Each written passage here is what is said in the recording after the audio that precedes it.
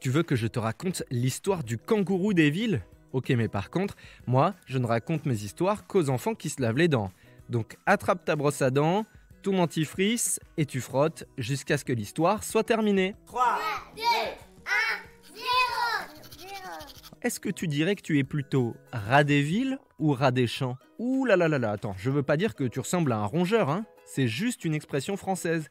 Un rat des villes, c'est quelqu'un qui, pendant les vacances par exemple, va préférer aller visiter de nouvelles villes, des monuments, des musées, aller dans des restaurants. Alors que pour d'autres, ça n'est pas du tout des vacances ça.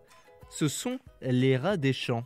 Ceux qui préfèrent faire une randonnée en montagne, ou bien aller à la plage pour se baigner, ou même se balader en vélo dans la forêt. Mais tu n'es pas obligé d'être tout l'un ou tout l'autre, hein. Par exemple, moi j'aime bien découvrir de nouvelles villes, mais surtout des villes qui sont au bord de la montagne ou au bord de la mer par exemple. Et les animaux, eh bien ils sont un peu pareils. Il y a ceux qui préfèrent largement rester tranquilles sans qu'on les embête, comme par exemple le lion dans la savane. Lui, c'est l'exemple type. Il passe sa vie à faire la sieste en attendant que les lionnes ramènent quelque chose de la chasse et il n'aime pas, mais alors pas du tout, qu'on vienne le voir pour lui demander un autographe. Les lions, comme ils savent chasser pour se nourrir, ils n'ont pas vraiment besoin de s'approcher des villes pour manger dans une gamelle. Par contre, il y a plein d'animaux comme ça. Tiens, regarde les pigeons. Oh là là, les feignasses. Eux, plutôt que de chasser, ils viennent récupérer les miettes de pain que les gens laissent tomber de leur sandwich.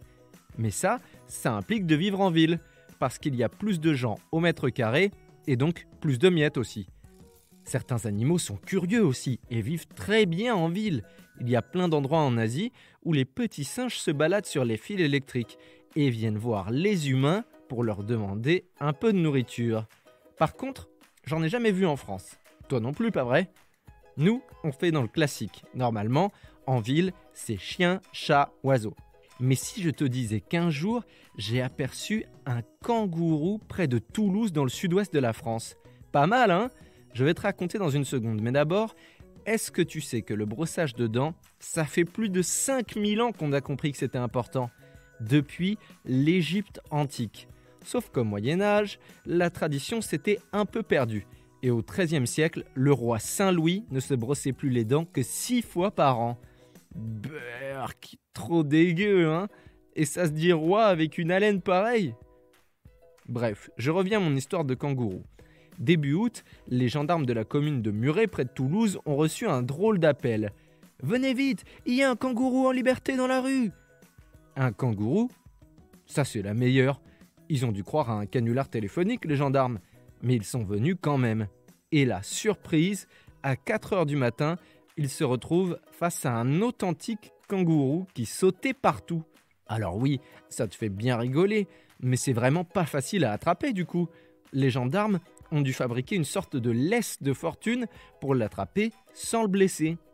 Et une fois qu'ils ont eu réussi, eh bien ils se sont aperçus que le kangourou portait un collier.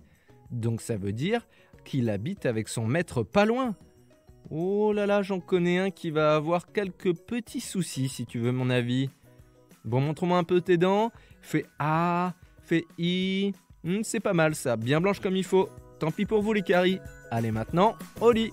Je vais pas aller me coucher. Retrouvez Les Dents et Dodo et tous les podcasts BFM TV sur bfmtv.com et sur toutes les plateformes de streaming.